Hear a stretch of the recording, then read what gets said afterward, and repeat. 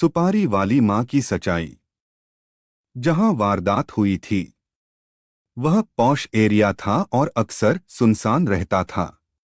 इस वजह से पड़ोसियों को भी इस घटना का पता नहीं चल पाया था। रात को लगभग 3 बजे पुलिस को आया देख आसपास की कोठियों से लोग बाहर निकल आए। कोठी नंबर 387 में मौजूद एक व्यक्ति ने कोठी का मेन गेट खोल दिया। पता चला वह उसी कोठी में रहने वाला किराएदार राजेश सिंह था। उस समय के चौकी प्रभारी सोहनपाल ने अंदर जा कर देखा तो बेड पर एक लड़की मरी पड़ी थी, जिसकी हत्या गला रेत कर की गई थी। बिस्तर खून से पूरी तरह सना हुआ था। जिस कमरे में हत्या हुई थी उस में रखी अलमारी और उसका लॉकर खुला हुआ था। अलमारी का सारा सामान बिखरा पड़ा था। प्रथम दृष्टया मामला लूटपाट का लग रहा था। ऐसा लगता था जैसे हत्यारे लूटपाट के इरादे से घर में घुसे हों और विरोध करने पर लड़की की हत्या करके कीमती सामान व नकदी लेकर फरार हो गए हों। पुलिस को सूचना कोठी की मालकिन पुष्पा कोहली ने दी थी। उसने बताया कि मृतका उसकी बेटी किरण है। पुष्पा के अनुसार उसका पति सुरेंद्र कोहली और 12 वर्षीय बेटा नितिन कोहली बीते दिन सुबह ही उसकी अस्वस्थ मां को देखने बठिंडा पंजाब गए थे। वारदात के वक्त पुष्पा कोहली और किरण ही घर में थीं। पौष इलाके में हुई इस सनसनीखेज वारदात की सूचना पाकर पुलिस के उच्चाधिकारी भी घटनास्थल पर पहुंच गए थे।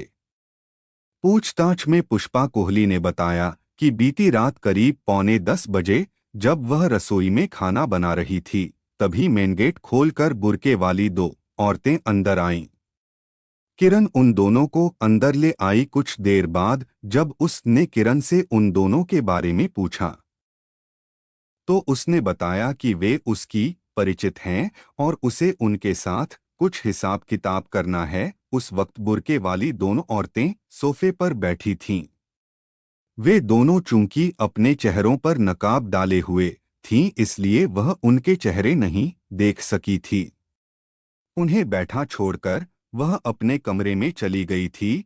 पुष्पा के अनुसार कुछ देर बाद किरण एक गिलास में पानी ले कर उसके कमरे में आई। उसने चूंकि थोड़ी देर पहले ही खाना खाया था इसलिए पानी पीकर गिलास मेज पर रख दिया। उसके बाद या तो वह बेहोश हो गई थी या फिर सो गई थी। पुष्पा के अनुसार देर रात करीब 2 बजे जब वह उठी तो उसके दोनों हाथ और दोनों पैर दुपट्टे से बंधे हुए थे और मुंह में कपड़ा ठुंसा हुआ था। उसने उठने की कोशिश की तो वह बिस्तर से नीचे गिर गई। कपड़ा ठुंसा होने की वजह से उसके मुंह से आवाज भी नहीं निकल रही थी। पुष्पा ने आगे बताया कि जैसे तैसे उसने बेड पर पड़ा फोन उठाकर पहले किरण का नंबर मिलाया लेकिन उसने फोन नहीं उठाया। फिर उसने अपनी नौकरानी सपना के पति अजीत का नंबर मिलाया।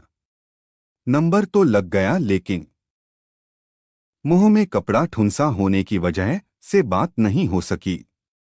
इस पर वह घिसटते हुए दरवाजे के पास पहुंची और दोनों पैरों से जोर जोर से कमरे का दरवाजा पीटा। दरवाजा पीटने की आवाज सुनकर किराएदार राजेश सिंह नीचे आया। वह बाहर से दरवाजा खोलकर अंदर आया और उसके हाथ पैर खोल दिए। तब तक नौकरानी सपना और उसका पति भी आ गए थे। पुष्पा कोहली ने आगे बताया कि उसके यह पूछने पर कि किरण कहाँ है, राजेश सिंह ने जवाब दिया कि वह अपने कमरे में सो रही होगी। लेकिन जब उसके कमरे में जाकर देखा गया तो किरण मरी पड़ी थी। किसी ने उसका गला काटकर उसकी हत्या कर दी थी। उसका सारा बिस्तर खून में डूबा हुआ था और अलमारी का सामान इधर-उधर फैला पड़ा था। यह देखकर उसने इस घटना की सूचना पुलिस को दे दी थी। उपरोक्त बातें बताते बताते पुष्पा कोहली फूट फूट कर रोने लगी।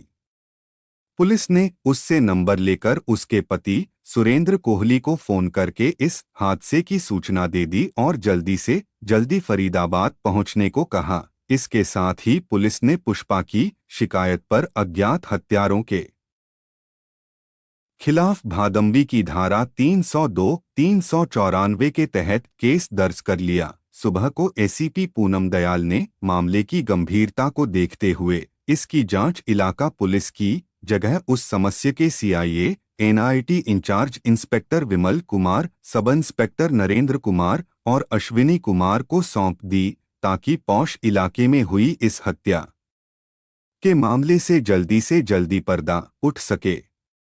इंस्पेक्टर विमल कुमार ने अपनी टीम के साथ मौकाए वारदात का मुआयना किया।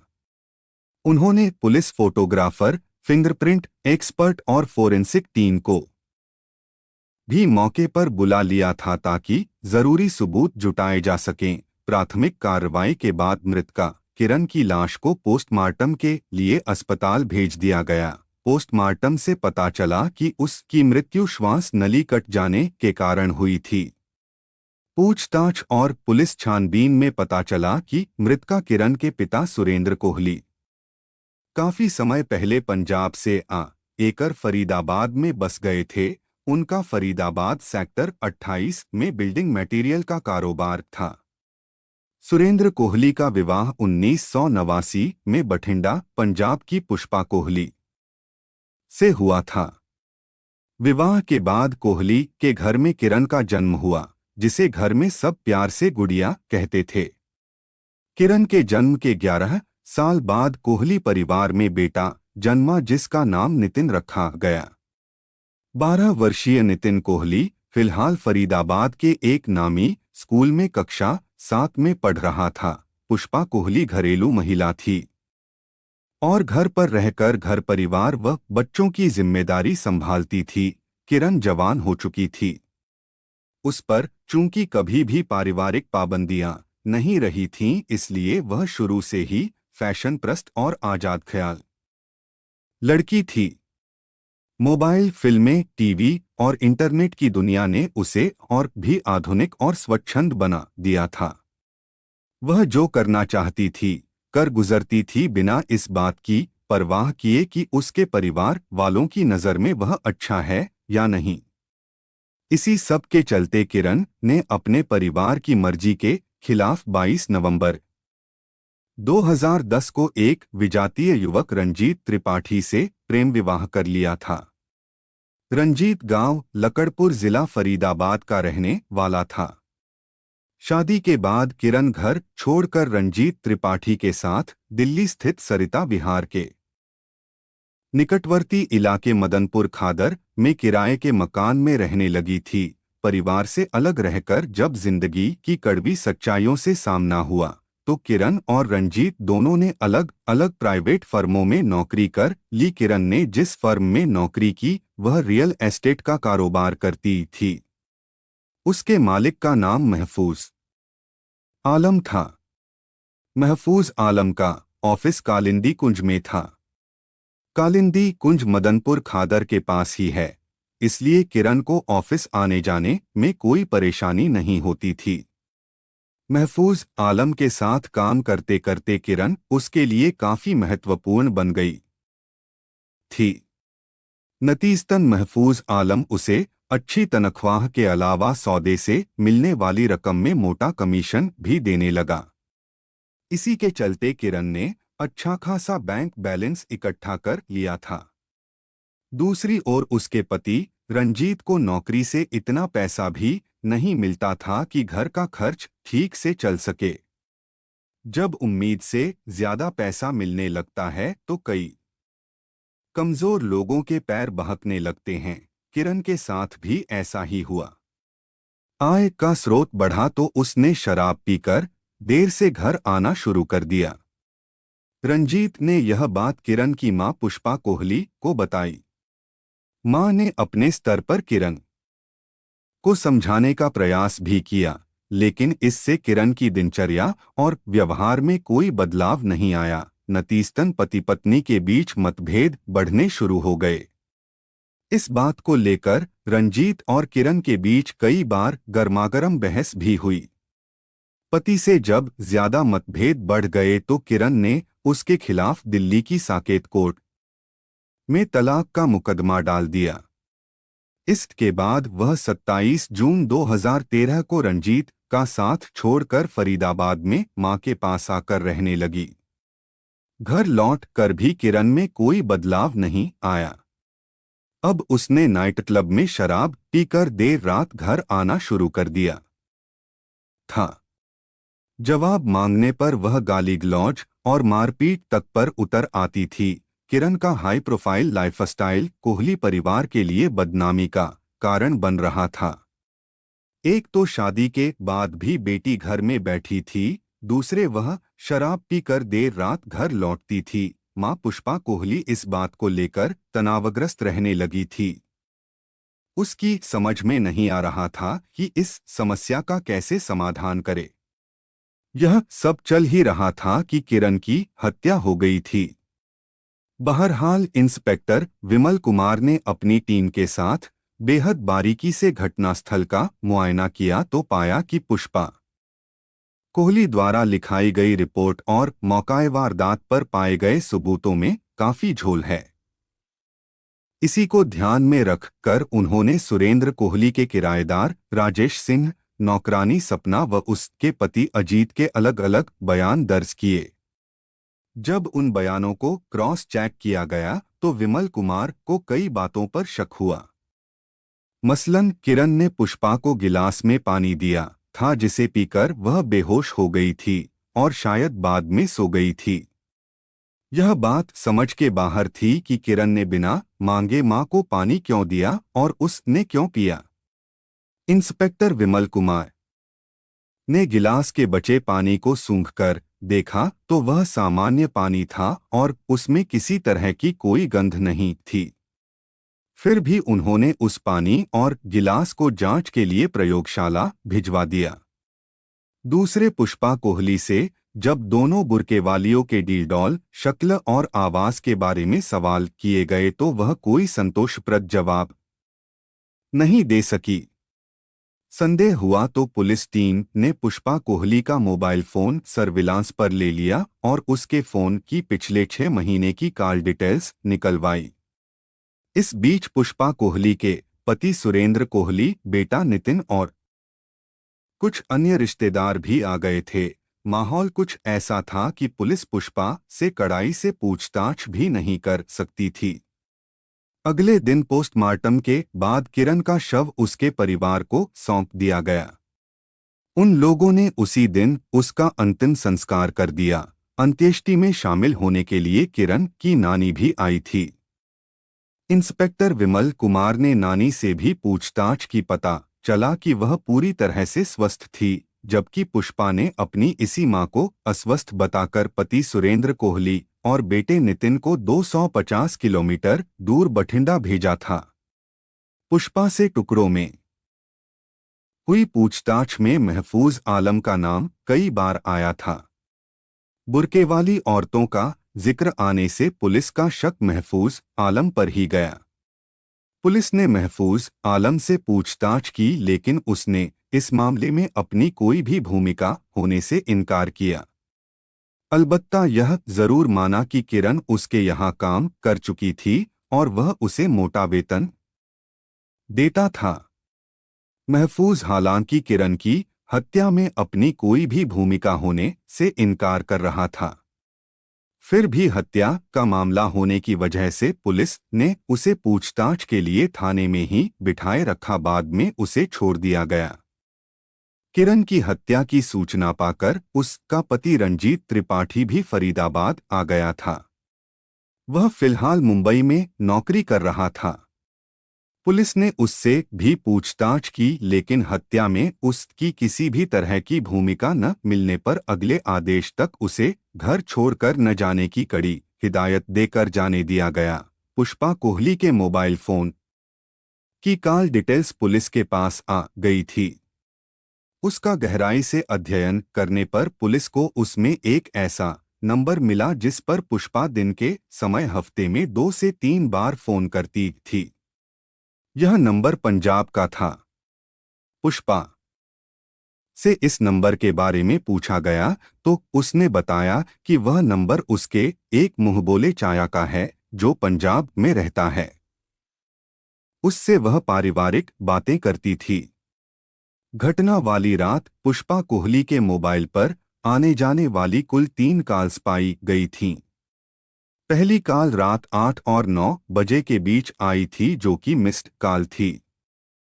इसी नंबर पर पुष्पा कोहली के मोबाइल से 10 बजे के आसपास एक मिस्ड कॉल दी गई थी। तीसरी और आखिरी कॉल पुष्पा कोहली की नौकरानी सपना के मोबाइल से आई थी जिसे रिसीव किया गया था।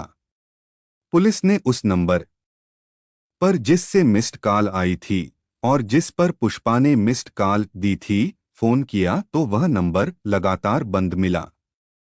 जब उस नंबर की जांच की गई तो पता चला कि उस नंबर की सिम पंजाब से नकली आईडी और फर्जी पते पर खरीदी गई थी। लेकिन आश्चर्य की बात यह थी कि घटना वाली रात उस नंबर की लोकेशन सेक्टर 45 और उस के आसपास थी। ऐसा लग रहा था जैसे उस नंबर का इस्तेमाल किसी खास मकसद से ही किया गया था। इससे शक की सुई पूरी तरह से पुष्पा कोहली पर आकर ठहर गई। अपने शक को और पुख्ता करने के लिए जब पुलिस ने पुष्पा की नौकरानी सपना से उसके द्वारा की गई फोन कॉल के बारे में पूछा तो इस हत्याकांड की तस्वीर काफी हद तक साफ हो गई। लेकिन कुछ कारणों से पुलिस अब भी पुष्पा कोहली से पुलिसिया तरीके से पूछताछ नहीं कर सकती थी क्योंकि वह शिकायतकर्ता होने के साथ साथ महिला भी थी। अंततः इंस्पेक्टर विमल कुमार ने अपने उच्चाधिकारियों से विचार विमर्श कर के 3 जनवरी 2014 को पुष्पा को हिरासत में ले लिया। जब सपना द्वारा दिए गए बयान को आधार बना कर उसे घेरा जाने लगा तो पहले तो वह पुलिस को बरगलाती रही लेकिन अंत में टूट गई। आखिर उसने स्वीकार कर लिया कि उसने ही सुपारी देकर अपनी बेटी किरण की हत्या कराई थी। दरअसल पुष्पा की नौकरानी सपना ने घटना वाली रात कोठी के आगे वैगनार कार खड़ी देखी थी। बाद में उसने पुष्पा को फोन करके पूछा था कि क्या घर में कोई मेहमान आया है। चूंकि पुष्पा ने सपना की कॉल रिसीव की थी इसलिए यही उसके लिए मुसीबत बन गई क्योंकि यह बात सपना ने पुलिस को बता दी थी। जबकि पुलिस को दिए बयान के अनुसार उस वक्त पुष्पा बेहोश थी। पुलिस को दिए गए इकबालिया बयान में पुष्पा कोहली ने बताया कि किरण की आदतों और व्यवहार से वह तनावग्रस्त रहने लगी थी। अपनी इस समस्या को हल करने की योजना के तहत उसने अपने गांव के मुंहबोले चाचा हवलदार कुलविंदर सिंह जो कि जालंधर के कैंट थाने में तैनात था को हत्या की रात फरीदाबाद बुलाया। कुलविंदर अपने एक अन्य साथी के साथ वैगनार कार से 27 दिसंबर की देर शाम फरीदाबाद पहुंच गया था।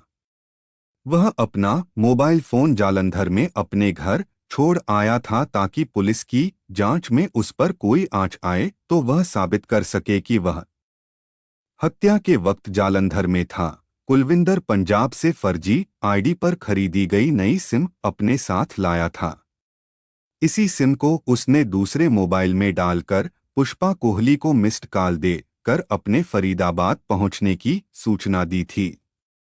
पूर्व नियोजित योजना के तहत पुष्पा ने अपने मोबाइल से उसे मिस्ड कॉल दी जिसका मतलब था कि रास्ता साफ है, कभी भी अंदर आ सकते हो। इसके बाद रात के अंधेरे में कुलविंदर और उसके साथी ने घर के अंदर घुसकर किरण की गला रेत कर हत्या कर दी और कमरे में रखी अलमारी का सामान इधर-उधर बिखेर दिया ताकि मामला लूट व हत्या का लगे। हत्या के वक्त पुष्पा कोहली अपने बेडरूम में चली गई थी और अपने कानों को तकिए से ढक लिया था ताकि बेटी के चीखने की आवाज उसे सुनाई न दे। इस हत्या की एवज में पुष्पा कोहली ने कुलविंदर को 1 लाख रुपए व सोने के कुछ गहने दिए थे जिन्हें लेकर वह उसी रात अपने साथी के साथ पंजाब लौट गया था। पुष्पा के बयान के आधार पर पुलिस ने इस मामले में भादंवी की धारा 302, 494 के अलावा 34 भी जोड़ दी। पुष्पा कोहली को विधिवत गिरफ्तार कर के फरीदाबाद की अदालत में पेश किया गया, जहां से उसे जेल भेज दिया गया। ऐसे अपराधों का अंजाम नहीं होता है। अपराध कभी छुप नहीं सकता। ऐसे अपराध करने से पहले सोच लेना चाहिए कि अंत में इसका अंजाम यही होता है। साथ ही नागरिकों को इस तरह के अपराधों से सतर्क रहने की जरूरत है।